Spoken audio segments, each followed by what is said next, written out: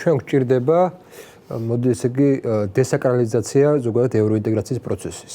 მოხდა მე მგონი არა? არ მოხდარა და გეტყვი რატომაც არ მოხდარა. ზოგადად რაციონალურად არ უყურებთ ამ პროცესს და ხელისუფლება უნდა მე მგონი ეს ევროინტეგრაციის ის პროცესი რაც ეხლა მიმდინარეობდა აქამდე იყო მე ესე ვიტყვი საქართველოს განვითარების შემაფერხებელი. მარტო თუ აი რა წერია იქ რამოდენიმე მაგალითს ვიტყვი. მაგალითად ქართულმა რო ღვინო ჩამოასხას პირობითად ვამბობ ღვინო რო ჩამოასხას.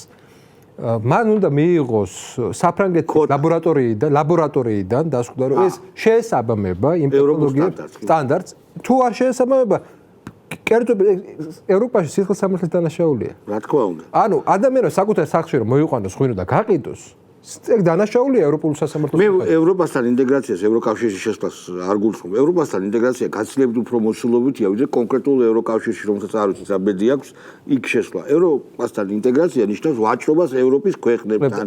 სიარული კულტურული ტურისტული და კულტურული მიმოსვლა სახალხო დიპლომატია ამას გულისხმობ. მე რა მგონია გადახედვის მთავარი ობიექტი რა არის. და ჩვენ სუვერენიზაციის მთავარი ობიექტი რა არის რომ ჯერ ერთი ამაზე ღიად უნდა დაეწყოს საუბარი რომ ესეთი ურთიერთობა რეალურად არ გაგვარვითარდებს ჩვენ ყველაზე საუკეთესო ტვინებსაც წაიყვანენ აქედან არაფერი არ დაგვრჩება რეალურად რა სნორო სოლოვარი ჩვენი წყალი თუ იმათი ლაბორატორიული დასკვნა არ იყო და იმ სტანდარტებს არ შეესაბამებოდეს ვერ ჩამოვასხავთ სნოსაც კი აქედან გამომდინარე ეგ ობიექტურია აიღეთ ბულგარეთის სოფლის მეურნეობა პრაქტიკულად არ არსებობს არ და ერთ-ერთი ბულგარეთი გმინავს მეგობრებო შეიძლება ითქვას იყო ერთ-ერთი ყველაზე მძლავრი სასოფლო სამეურნეო პროდუქციის მწარმოებელი ქვეყანა და დედა ეტირა ამიტომ ნახეთ სუვერენიზაცია რას ნიშნავს ევროპასთან ურთიერთობა შენი ინტერესიდან გამომდინარე რა თქმა უნდა ამას გულისხმობ მე გასაგებია რომ ჩვენ ტექნოლოგიურად ჩამორჩენილები ვართ საფრანგეთთან თუმცა გვაქვს მილიონი ბენეფიტი რაც შეიძლება შევთავაზო მაგრამ ჩვენ გვჭირდება ინკლუზიური ურთიერთობა. ეს გადახედვა ნიშნავს სწორედ ინკლუზიური ურთიერთობა. ხადია. აქედან გამომდინარე, აი ძალიან ისე ავიღოთ რა, რომ ევროპა საერთოდ ჭირდება ჩინეთთან ურთიერთობა. და ჩვენ ვართ ექსკლუზიური რგოლი.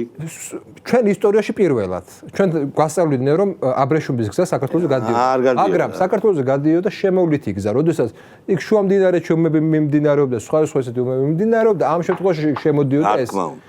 ეხლა პირველად ჩვენს ისტორიაში პირველად პირდაპირ საქართველოზე გადის ეს გზა. აქედან გამომდინარე ჩვენ გვაქვს უკვე იმის რესურსი, რომ ჩვენი პირობები დავაყენოთ. ჩვენი გლეხის ინტერესი წამოწიოს წინ.